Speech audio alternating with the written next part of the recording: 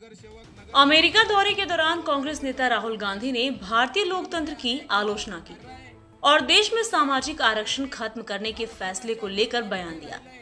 इस घटना के विरोध में डॉक्टर बाबा साहेब अम्बेडकर चौक इलाके में भाजपा पदाधिकारियों और महिला कार्यकर्ताओं ने काली पट्टी बांधकर राहुल गांधी के खिलाफ विरोध प्रदर्शन किया।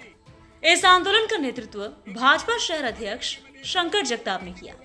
शंकर जगताप ने कहा कि राहुल गांधी का बयान जहरीला है। वह प्रधानमंत्री न होने की हताशा में देश की आलोचना कर रहे हैं। जगताप ने आरोप लगाया, लोकतंत्र में अनुचित परिस्थितियों पर भाजपा की चुनावी जीत का आरोप लगाकर मतदाताओं का अपमान करना शर्मनाक है। भारत की छवि खराब करके राहुल गांधी ने दिखाया है कि उन्होंने अपना संतुलन और आत्मविश्वास दोनों खो दिया है। चूंकि जो लोग ये प्रचार कर रहे हैं कि भाजपा संविधान बदलेगी, वे खुद संविधान बदलने की बात कर रहे हैं।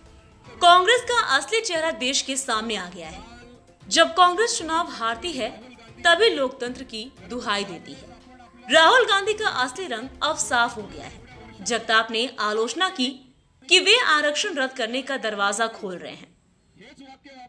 त्यांनी वादग्रस्त विधान नाही केलं, त्यांच्या जे पोटात होतं ना ते ओटात आलेलं आहे आणि जे जनतेला फसवण्याचं काम त्यांनी आतापर्यंत केलंय काँग्रेस आणि त्यांच्याबरोबर अलायन्स असणाऱ्या सगळ्या पक्षांनी, ते आज राहुल गांधींच्या शब्दारूपाने ते बाहेर पडलेलं आहे आणि त्याच्या निषेधार्थ आम्ही सर्व भारतीय जनता पार्टी हे आम्ही रस्त्यावर उतरलेली आहे आणि आम्ही एवढंच सांगेल की किती त्यांचा डाव असेल, गोर गरीब दीनदलित आणि दुबळ्यांना आम्ही जे आरक्षण देण्याचं काम, जे डॉक्टर बाबासाहेब आंबेडकरांनी पवित्र काम केलेलं आहे, त्याचा आरक्षणाची मुदत वाढवण्याचं काम वाजपेयी साहेबांनी केलेलं आहे आणि त्यातला पुन्हा एकदा मुदतवाढ देण्याचं काम हे माननीय मोदी साहेबांनी केलेलं आहे। तर त्यांचा हा विरोध करायचा डाव, आरक्षण रद्द करण्याचा डाव हा आम्ही कधी यशस्वी होऊ देणार नाही।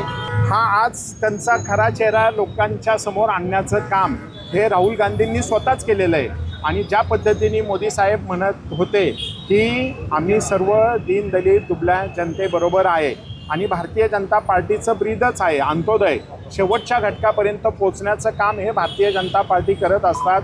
तुम्ही जर पाहिल्या तर विविध योजना असतील, त्या सगळ्या म्हणजे अल्पसंख्याक असतील, दीनदलित असतील, दुबळे असतील, अनुसूचित जाती जमाती, इतर घटक असतील, सर्वांपर्यंत पोहोचवलेले आहेत। आज त्याच्यामध्ये आम्ही कधीही भेदभाव केलेला नाही आहे, पण काँग्रेस आणि त्यांची महाविकास आघाडी ही नेहमीच भेदभाव करत आली।